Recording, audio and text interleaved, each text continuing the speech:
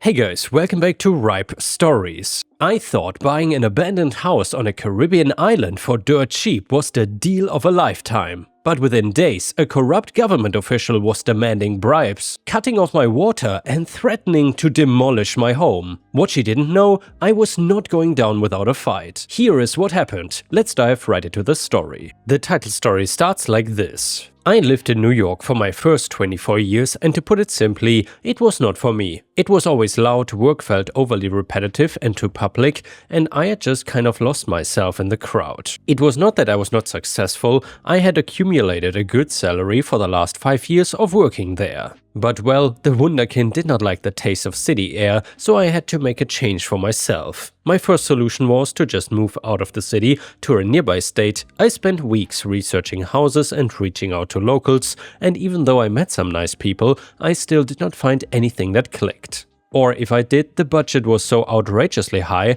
that it would only be depressing to look more into it. But then after a bit more digging, I found an even better idea. For a bit more context, my parents immigrated from the Caribbean right before they had me. They left behind what I heard from them to be a good life, and there's always been this weird guilt put on me that I would never get to see the people from their lives.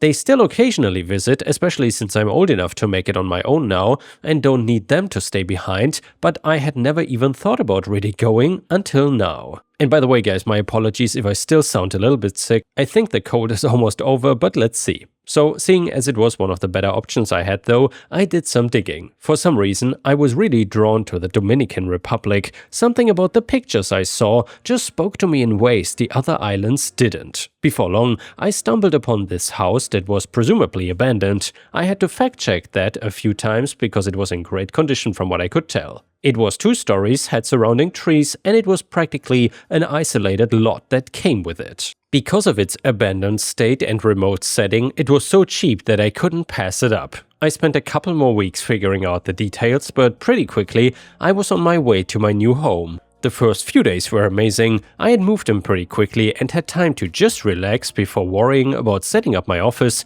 and where I would now be working remotely. I'm super grateful that my company was able to keep me on despite being in another country. I know that's pretty damn rare. But anyway, after settling in and exploring a bit around the nearby town, I was ready to start my new life. Well, that is when I first met Karen. She's a middle-aged local who introduced herself as an official government worker, which was true. The island I was living on was under the jurisdiction of a small local government, and Karen was the one pulling all the strings. How do I know this? Well, that's the first thing she told me when she came knocking on my door about a week into living there.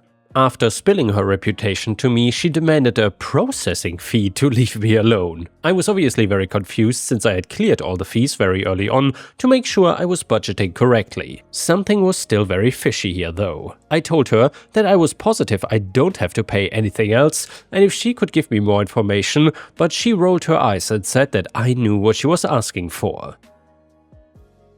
After trying to make sense of what she was asking and making sure she wasn't just some random lady, I finally realized that she was asking for a bribe. I didn't tell her that I figured that out, but I told her that the house was paid in full and that she had no right to demand more money from me, government worker or not. If she wanted, I told her I could send her all the necessary paperwork to prove it, and no matter what, this was my house. She did not say another word, but her eyes pierced right through my soul. She gave me her card with her name and number on it and turned around and left. Now, I was fine with being alone, but she was really creepy and I felt a bit weird staying in the house for the rest of the day. I obviously did the research to see if she was telling the truth and, well, she was partially. I was right about her lying about the processing fee, but she was not lying about the power she had over the island. From what some of the other people were saying online, she was known for not giving people chances and trying to squeeze every penny so they would be left alone, as she was not against going to court.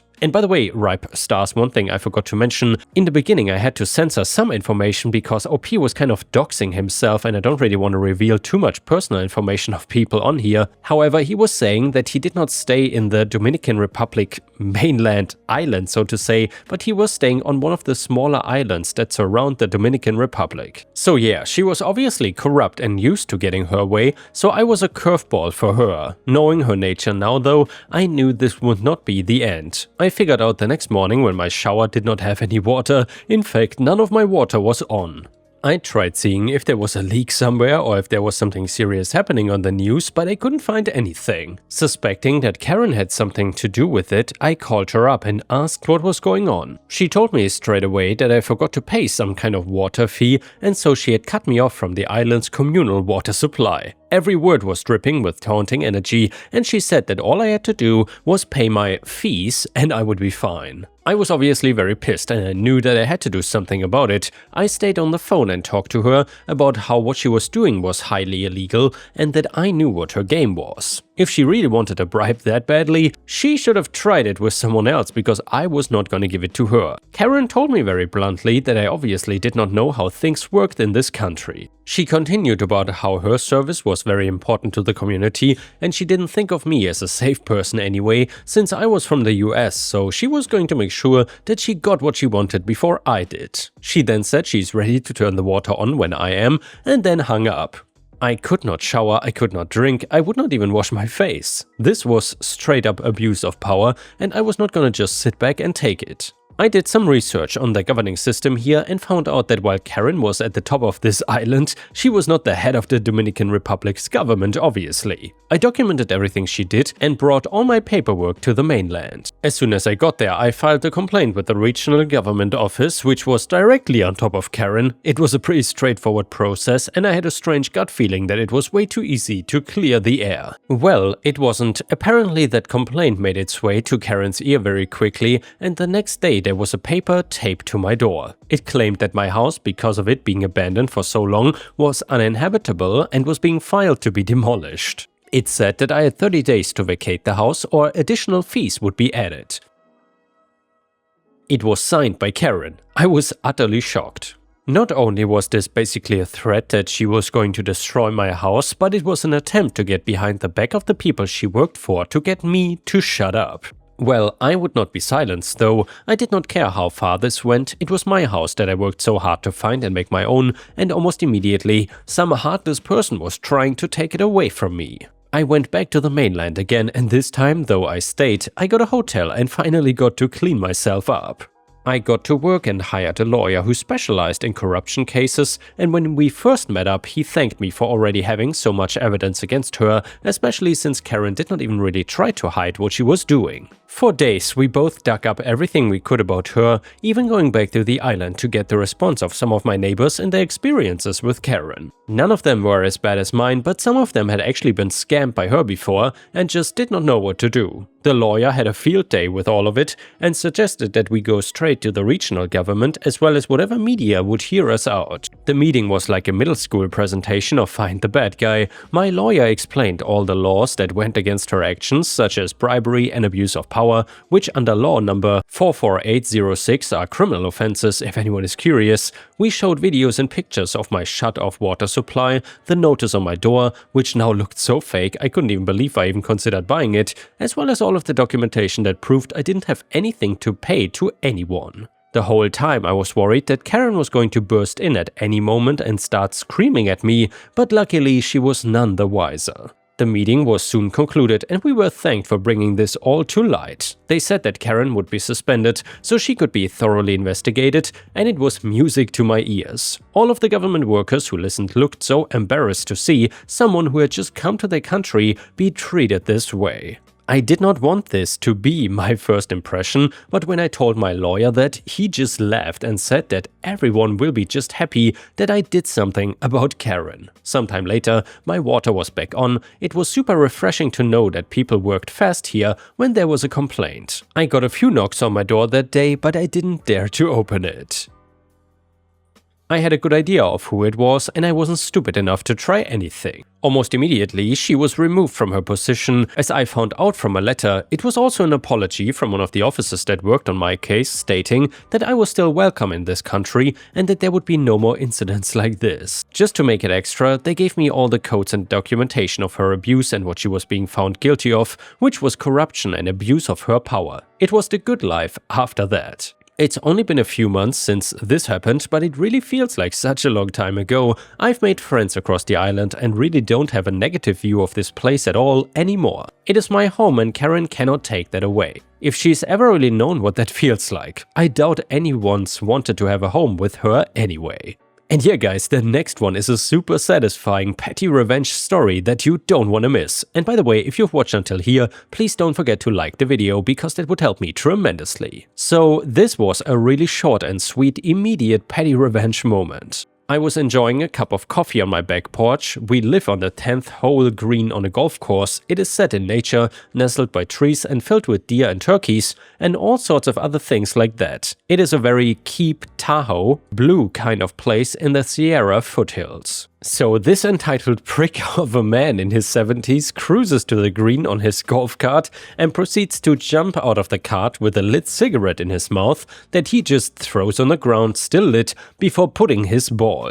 I was kind enough to wait for his shot, but then he walked back to the cart. I asked him if he was gonna pick up his cigarette. He rolled his old man eyes at me and I looked at his friends and said, "Really? You're gonna let this guy throw his nasty cigarette butt? It's not his personal golf course." They just weakly shrugged their shoulders and they all drove away. I put down my coffee and walked out front to my driveway, off to the side out of view. The next tee is directly across the street from my driveway. So as soon as the old man put his ball on the tee and takes his driver back, I immediately yell, "4, you effing litterbuck!" at the top of my lungs and completely ruined his shot. The ball literally bounced off his own golf cart and he practically threw his driver. It brought me immense amounts of joy. Thankfully, he had the foresight not to retaliate and they all drove off down the fairway. And yeah guys, that's certainly a good way on how to get revenge on an entitled littering jerk. The next one is a story from r/malicious compliance that you don't want to miss. It is titled, "Boss accused me of bullying, so I requested punishment." Years ago, I worked in a semi-public sector job as part of a successful team, helping make life easy for local businesses. Our team boss took a good job in the private sector and a new boss was recruited from a decent organization similar to ours in a different part of the country. She worked compressed hours Monday to Thursday and was off on Fridays. A month or two in, and although the new boss was quite particular about things being done her way and had upset a couple of my colleagues by criticizing their work, I'd had no problems with her. We had a team meeting where the boss said that our performance was not good enough. By the way, we were arguably the best in the country, and that she wanted to be more involved in what and how we did everything to ensure better quality, so we should just copy her to every client email so she could comment as needed before we sent another reply. Although this seemed inefficient, nobody argued, and I just asked her if I should wait until Monday for her to comment on any client emails received on a Friday. I cannot remember exactly what she said, but at the end of the meeting, she asked me to stay behind and then told me in a heated tone that my question was bullying behavior, that it was unprofessional to ask the question in front of the team, and said that my actions were the sort of thing that HR would see as grounds for dismissal and that I should be very careful in the future. I told her I understood and we returned to our desks where I wrote up every single detail of the entire meeting and interaction and sent it to the head of HR with the explanation that as bullying was very serious and may not be reported by the victim, I felt duty-bound to report myself. I also laid it on pretty thick about being appalled by my unprofessional behavior and the fact that my career was likely at risk and I clearly had a desperate need for training and discipline to fix my dangerous ways. I also copied in my union rep, and within a day, me, my union rep and my boss were with the head of HR who, being a by-the-book professional, could find no indication of bullying or justification for my fears of being an unprofessional bully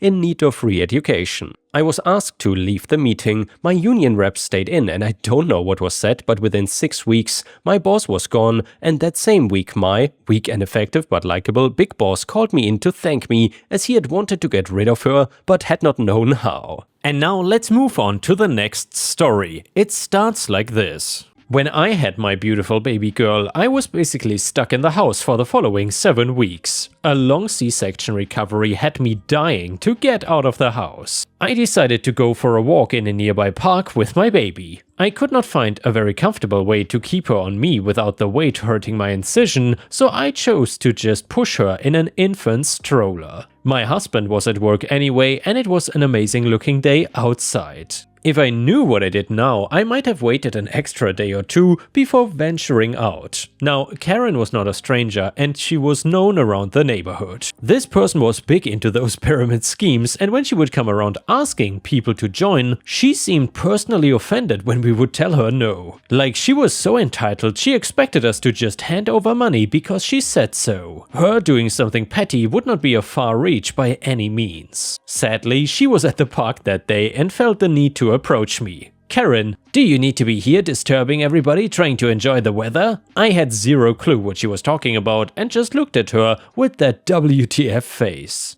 I had no idea what I was possibly doing that could be offensive to her or anybody else though. Karen, you came out here with that baby making noises and ruining the environment. Me, but she has not cried once since we got here. Karen, well, she is making sounds still. And you're just as bad with your noises. Me quietly singing to her? She expected the park to be silent for her? I was not singing loudly by any means. Just a quiet little lullaby that nobody would hear unless they were right next to me. Karen could have moved slightly and it would be quiet. She just wanted to cause problems though. I don't deal with these types of people and their crap and choose to just ignore them. That changed when Karen decided to fix the problem on her own and demanded to hold my baby to shut her up. I was very protective and nobody but me and my husband were holding the baby yet. If I was not letting close friends or family hold her, there was no way Karen was getting her dirty hands on my daughter. I did not think to hold the stroller tighter, but I wish I had because the next thing I knew, she had pushed me aside and started to run down the path with my baby. I sprinted after her as fast as I could while screaming for help. Me, stop her! She just stole my baby! Please somebody stop her! I'm lucky that the people here are friendly and got involved. Others were now chasing after her too, and much faster than I was. One guy on a bike heard my screaming and just took off to cut Karen off and slow her down. It was enough for me to catch up, and when I did, I was not gentle at all. I full-on tackled her to the ground.